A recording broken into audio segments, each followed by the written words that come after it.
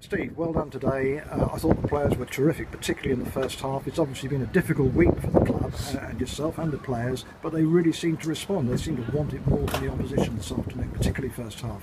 Yeah, we got on the front foot from the first whistle. Going down that slight little slope they've got and a bit of wind behind us, we was winning every second ball. I worked on training on Thursday with them and basically told them because I knew what the pitch was going to be like, what areas I wanted to put the ball and get up the pitch as quickly as possible and put crosses in the box. And I think in the first 25 minutes we must have put 8 or 9 crosses in and had a couple of chances. So they listened to what they were told, they took it on board, and albeit the second half we was up against it, they threw bodies forward and they changed it, and they was on the front foot. They defended resolutely, and I can't speak highly of them because they got a reward for a performance that they put in. And it wasn't an easy pitch either. It was cut up quite badly, didn't it? But they really got literally stuck in. They did. You got to get stuck in this league. You can't play all the pretty football that we've tried to do. We've come unstuck by leaving gaps in midfield and getting caught. And I thought I'd pack the midfield out, use a bit of pace on the wings, and get balls in the box. And the wide players were told, get balls in the box, and they did do that, you know. And funny enough, the goal, it was a free kick, but the ball in the box we've scored from. So it does work. All the good play outside the box is great, but you win games and lose games in both boxes. And today we defended fantastically, and we got the goal that obviously I think our first half performance warranted. Definitely, and some great performances throughout the team. You know, I'm never keen on picking out particular players because I think it was very much a team performance, but there were some great performances from top to bottom, weren't there?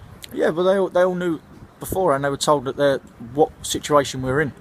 And if results go against us, we could be dragged right into it. Results go for us and we win, we could get pushed out of it. So again, I've got to look at the results, see how things have gone, but they got the 3 points that I asked them to. They've rolled their sleeves up. Even you look at Marvin and Dee, not renowned for their blood and guts, but they were getting stuck in as much as they could. They were making things happen. They were defending.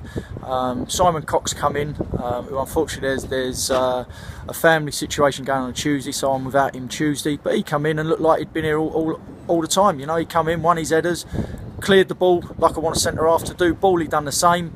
And on pitches like this and like we're going to come up against, you have to do that. You have to play in areas that are going to hurt teams rather than think we can just play here, there and everywhere. It was a strong performance, Steve. Well done, and let's hope for more of the same. Yeah, just one thing on Jim, Billy Medlock, because I know people have been asking about it. I'd like to just put it straight. Please.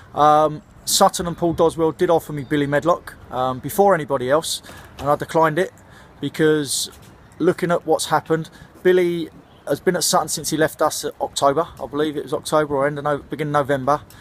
He's played 6 games and come on sub 4 times. He's been out for the last 3 weeks with an ankle injury, so he's not 100% fit. So I thought if I'm taking Billy back, knowing what we're going to come up against in the next week, could he last? Now that was my call, so we was offered him before anybody else, contrary to what people are thinking. It was my call not to take him back.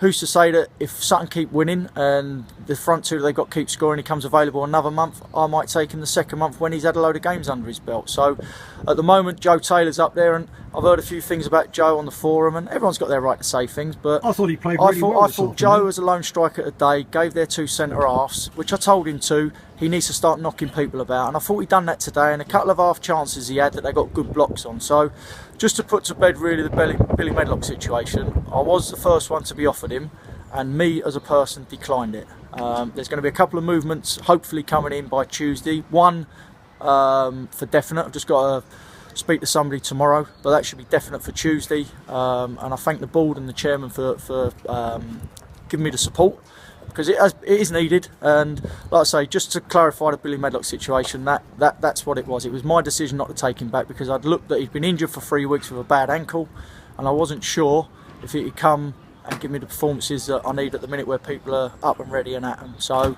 it was my decision. It wasn't that Dos didn't offer him to me. I turned it down. Okay, well look, thanks very much for putting that straight, Steve. Thanks a lot. No problem, Jim.